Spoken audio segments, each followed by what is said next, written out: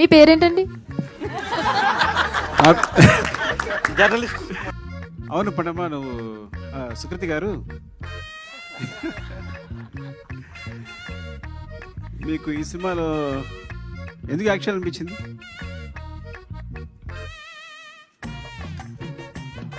అది కథ చదివినాక నాకు చాలా నచ్చిండే. బట్ అట్ ఫస్ట్ నేను సరే నాకు వద్దు, నేను స్కూల్ మీద ఫోకస్ అవుతా అని అనుకున్నాను నేను. మళ్ళీ మా డాడ్ వచ్చిండు. ఇప్పుడు పిక్చర్లో మా డాడ్ వచ్చిండు. ఆయన నీకు చేసి నీకు మంచి ఆపర్చునిటీస్ వస్తాయి జమ్మని అన్నాడు. సర్లే చేస్తానులే అంటే నాకు మంచి ఆపర్చునిటీస్ వస్తాయి కదా, చేస్తాను నేను, డెఫినెట్గా చేస్తాను. అంటే ఎలాంటి ఆపర్చునిటీస్ వస్తాయని? మీ పేరేంటండి?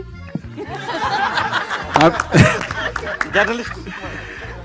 నా పేరు సుకృతిస్ డాడ్, సుకృతి వాళ్ళ నాన్నగారు. ఒకేసారి గట్టిగా చెప్పండి.